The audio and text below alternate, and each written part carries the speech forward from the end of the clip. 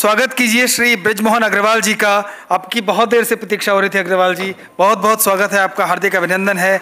आप पूर्व मंत्री रहे छत्तीसगढ़ सरकार में और सांसद हैं रायपुर से। हमारे आज के कार्यक्रम के विशिष्ट अतिथि हैं और आपके स्वागत के लिए मैं अतुल सिंघल जी से कहूँगा कि अतुल जी और हमारे पंकज कुमार जी हमारे मीडिया टीम के सदस्य हैं। कुछ लोग जो बिहाइंड द कर्टन्स हैं दिखते नहीं हैं। पंकज जी, आप बृजमोहन अग्रवाल जी का स्वागत करेंगे और ख़ास तौर पे आज के इस कार्यक्रम के लिए सर नेता तो वैसे भी आगे चाहिए ना।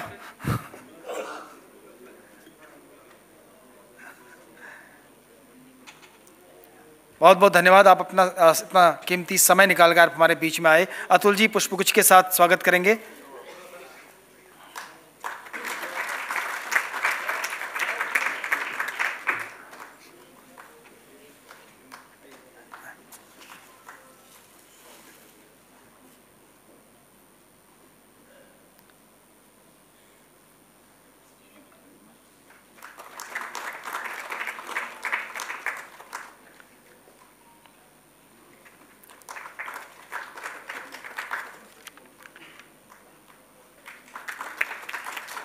बहुत बहुत धन्यवाद आपका।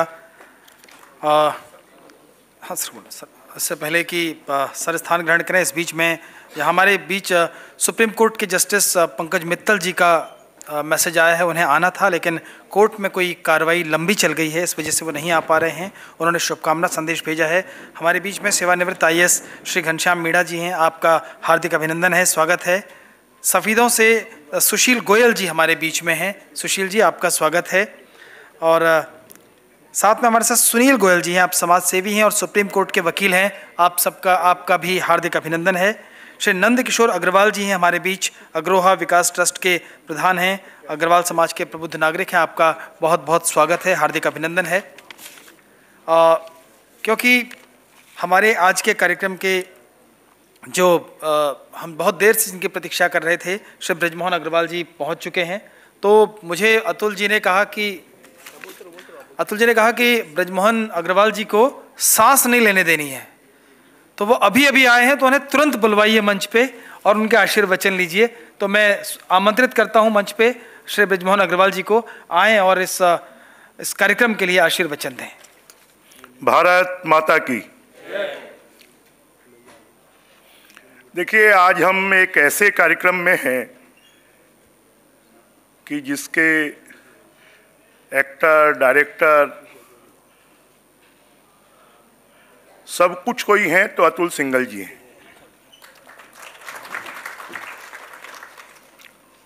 और अतुल सिंघल जी पत्रकारिता के साथ साथ, समाज सेवा के साथ साथ अब वो राइटर भी बन गए। इसके लिए मैं उनको बहुत बहुत बधाई देता हूँ। वो ऑथर भी बन गए हैं, इसके लिए बधाई देता हूँ। हमारे साथ मंच पर हमारे युवा मोर्चा के साथी जॉली जी बैठे हुए हैं। हम लोग 85 से साथ में हमने काम किया है। नंद किशोर गर्ग जी से भी मेरी पुरानी मुलाकात है,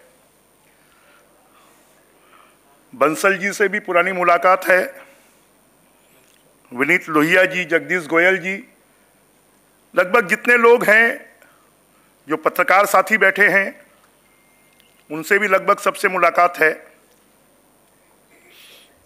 एक ऐसी पुस्तक जिस पुस्तक में सिर्फ लिखा नहीं गया है, उसमें फोटोग्राफ्स भी दिए गए। पहले हिंदी में इसका प्रकाशन हुआ। बाकी जितनी मोदी जी के ऊपर में किताबें आई हैं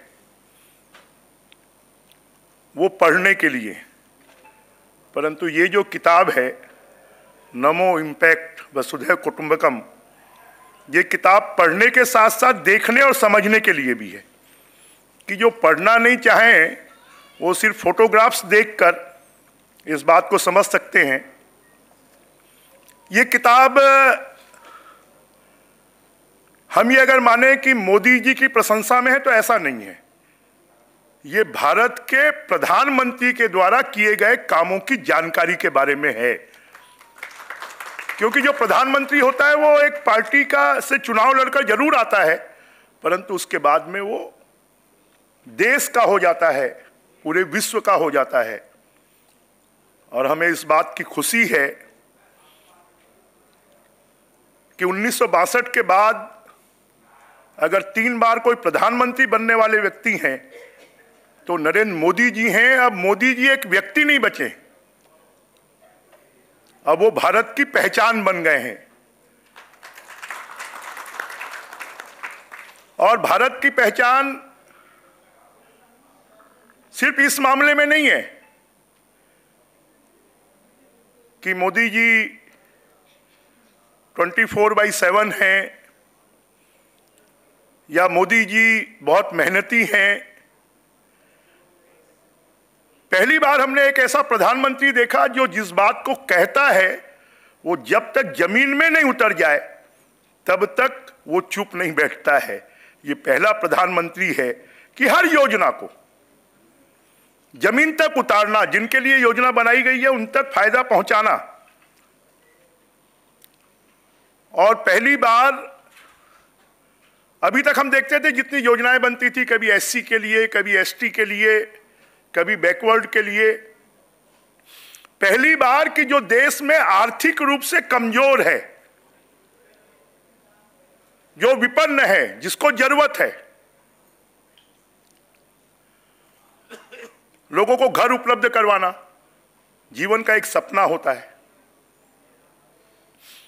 जब लाल किले से उन्होंने स्वच्छता की बात की, शौचालय की बात की, तो लोगों ने मजाक उड़ाया था। मैं स्वयं अपने बारे में कहता हूं कि मैं पान खाता हूं, गुटखा खाता हूं। पहले कहीं पर भी गाड़ी का दरवाजा खोलकर और थूक देते थे। स्वच्छता अभियान आने के बाद से डर लगता है कि कहीं हमारी फोटो मोदी जी के पास नहीं पहुंच जाए। आप खाना ही बंद कर दो। पान पराग तो मैंने खाना बंद कर दिया। तो अब हम अपनी गाड़ी में, जैसे हम विदेश जाते हैं तो कोई भी कचरा फेंकने के पहले एक प्लास्टिक की थैली हमको मिल जाती है, उसमें हम रखते हैं।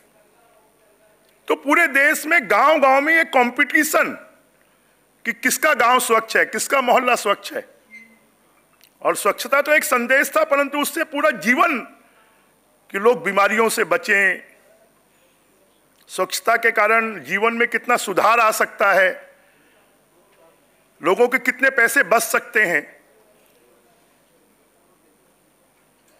लोगों को सबसे ज्यादा चिंता होती है, गरीब लोगों को तो इलाज की चिंता होती है। पहले कभी हम सुनते नहीं थे किडनी खराब हो गई, लीवर खराब हो गया। आजकल तो 20 साल के नौजवान को भी हार्ट अटैक आ जाता है। रोड पे एक्सीडेंट हो गया तो इलाज करवाने के लिए पैसा नहीं।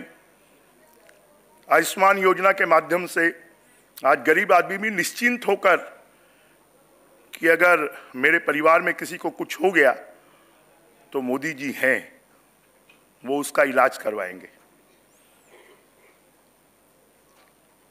सबसे ज्यादा है कि दूषित पानी के कारण लोग बीमार होते हैं।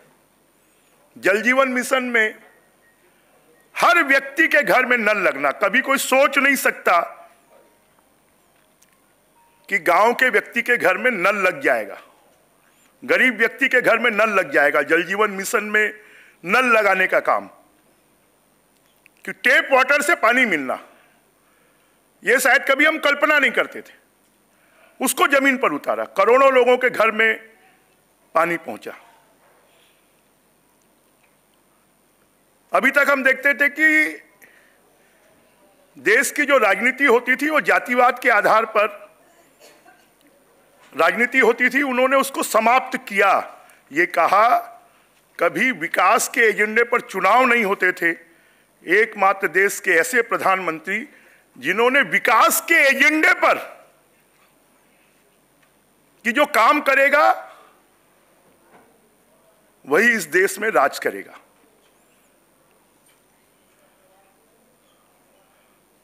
हमारे आसपास के जो देश हैं उनके साथ में हमेशा हमारी टसल चलती थी। वो हमको आंख दिखाते थे कभी कहीं पर भी बम ब्लास्ट हो सकता था, दिल्ली में भी, बॉम्बे में भी, बनारस में भी। उन्होंने बता दिया कि अगर हमारे देश की संप्रभुता पर कोई आंख दिखाएगा तो हम उसको घर में घुसकर भी मार सकते हैं।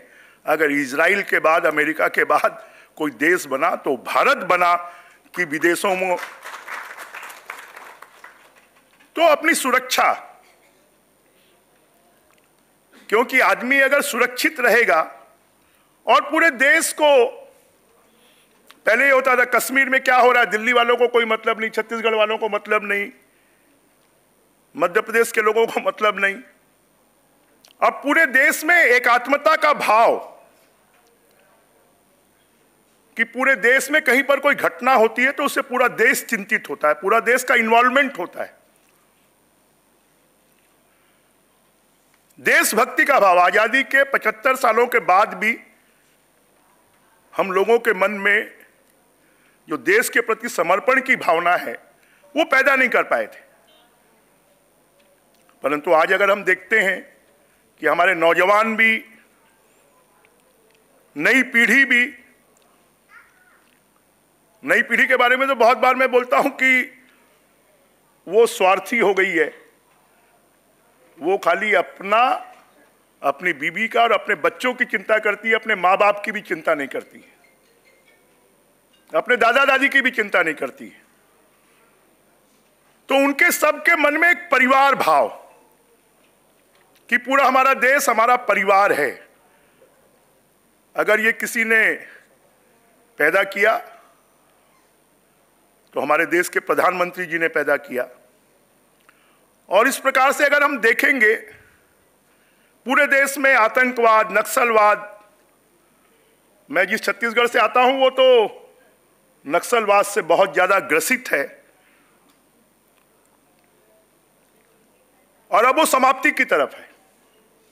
उसके कारण देश के 182 जिले, देश की 15% आबादी, जंगल का क्षेत्र, कहते हैं पशुपति से तिरुपति तक रेड कॉरिडोर, और उसके कारण वनवासी आदिवासी उनका डेवलपमेंट नहीं हो रहा था। आज उन तक भी विकास की किरण पहुंच रही है। अब अगर हम आतंकवाद की बात करते हैं तो आतंकवाद अब आज के समय पर सिर्फ थोड़ा बहुत बचा है तो जम्मू कश्मीर में बचा है, पहले पूरे वो देश तक फैला हुआ था। तो मोदी जी रहें या नहीं रहें, परंतु मोदी जी की नीतियां और उन्होंने जो एक पाथ बना दिया, वो पाथ आज पूरे देश को, आने वाले लोग भी उसके ऊपर में उसको चलना पड़ेगा। पूरे देश की एक मानसिकता बना दी, पूरे देश के लोगों में एक देशभक्ति की भावना पैदा कर दी, पूरे देश के लोगों में विकास की ललक पैदा कर दी। 4 लेन 6 लेन की सड़कें बनना, मेट्रो ट्रेन्स चलना, ये आज हम सबको इस बात के ऊपर में, हमारे देश के लिए लड़ने वाले जो सैनिक हैं उनमें सुरक्षा की भावना पैदा करना। हमारे छत्तीसगढ़ से तोखन साहू जी हैं जो राज्य मंत्री का नगरीय प्रशासन का दायित्व देखते हैं, वो हमारे बीच में आए हैं। आप उनका तालियां बजाकर स्वागत करें, अभिनंदन करें।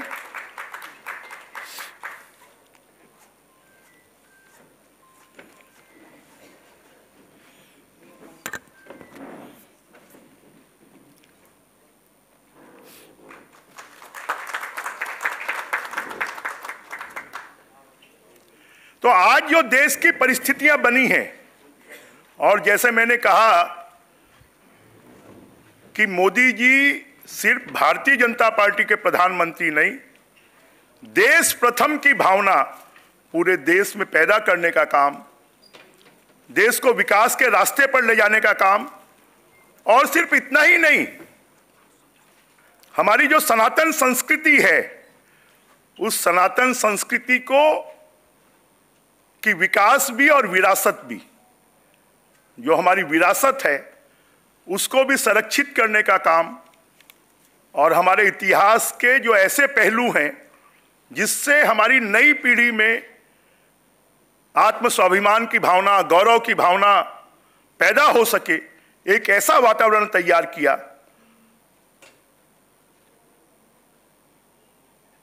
आज से 500 साल पहले अयोध्या के जिस राम मंदिर का विध्वंस किया गया था, राजा विक्रमादित्य जी ने प्रभु राम का मंदिर बनाया था। अगर 500 साल बाद दूसरे कोई व्यक्ति हुए हैं जिन्होंने अयोध्या में प्रभु राम भगवान के मंदिर के बनाने का रास्ता प्रशस्त किया, तो उस व्यक्ति का नाम है नरेंद्र मोदी। अभी तक लोगों को लगता था कि इस देश में तुष्टीकरण की राजनीति चलती है, परंतु पहली बार लोगों को लगा कि अब तुष्टीकरण की राजनीति नहीं, अब सबका साथ, सबका विकास, सबका विश्वास, इसकी राजनीति हो रही है। और वही राजा अच्छा होता है जो सबको साथ में लेकर चलता है। आज किसी पूरे देश में किसी में भय नहीं है, किसी में डर नहीं है। सब लोग स्वच्छंद रूप से अपनी पूजा पद्धति को अपनाते हैं, अपने काम को करते हैं। जातियों का विभेद समाप्त हो गया। कमियां हो सकती हैं और कमियां हर व्यक्ति में होती हैं। बोलते हैं ना कि अगर कमी नहीं होगी तो भगवान बन जाएगा।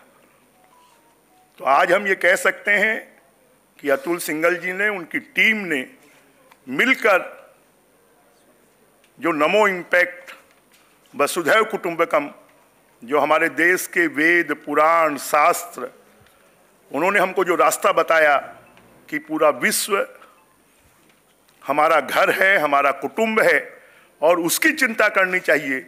और कोरोना काल में हमने ये देखा है कि देश के 125 देशों को कोरोना काल में भारत ने जो सहायता दी। आज अगर रूस और यूक्रेन का युद्ध हो रहा है तो पूरा विश्व ये मानता है कि उस युद्ध को कोई रुकवा सकता है,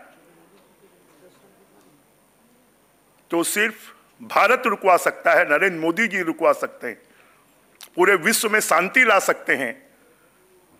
जो आज से लगभग 1000 साल पहले हमारा देश विश्व गुरु होता था, सोने की चिड़िया होती थी, आज फिर से उस रास्ते पर हम चले हैं। और हमें इस बात की उम्मीद है कि मोदी जी के नेतृत्व में जिस काम की शुरुआत हुई है, अब आने वाले लोगों को भी उसी रास्ते पर चलना पड़ेगा और हमारा देश विश्व गुरु बनेगा, हमारा देश सुजलाम सुफलाम बनेगा, हमारा देश धर्म के रास्ते पर चलकर, लोग कहते हैं धर्म क्या है, मोदी जी ने बता दिया, धर्म लोगों की सेवा करना है, धर्म लोगों के दुख दर्द को दूर करना है, धर्म सत्य के रास्ते पर चलना है। धर्म जो है वो अपने देश को सर्वोच्च शिखर पर पहुंचाना है। और इस बात को स्थापित करने वाले नरेंद्र मोदी जी के कामों के ऊपर लेकर, और नरेंद्र मोदी जी एक व्यक्ति नहीं, वो संस्थान है। आज की तारीख में नरेंद्र मोदी जी भारत की पहचान है। और ऐसे व्यक्तित्व पर नमो इम्पैक्ट किताब का प्रकाशन कर कि अभी तक हिंदी में थी तो कुछ विश्व के 4-5 देश ही उसको समझ सकते थे, पढ़ सकते थे। अब अंग्रेजी में ये किताब आने से पूरा विश्व भारत के बारे में जान पाएगा, मोदी जी के बारे में जान पाएगा। और इसलिए मैं अतुल सिंघल जी को बहुत बहुत बधाई देता हूं, उनकी पूरी टीम को बहुत बहुत बधाई देता हूं, बहुत बहुत शुभकामनाएं देता हूं। जय हिंद, जय भारत। हार्दिक आभार श्री ब्रजमोहन अग्रवाल जी, जिन्हें हम प्यार से मोहन भैया बोलते हैं पिछले 20 साल से, और छत्तीसगढ़ रायपुर में सब लोग इनको मोहन भैया के नाम से ही जानते हैं। छोटा सा परिचय इनका शायद नहीं दे पाए दिनेश कांडपाल भी। अचानक 8 बार के विधायक और 5 बार के मंत्री, और ये वो राजनीतिक हस्ती हैं जिनकी जीत का मार्जिन हमेशा लगातार बढ़ा है। एंटी इनकम्बेंसी बोलते हैं कि पहली बार आप चुनाव जीत गए तो दूसरी बार मार्जिन घट जाएगा, तीसरी बार और घट जाएगा, चौथी बार जीतें ना जीतें कोई भरोसा नहीं।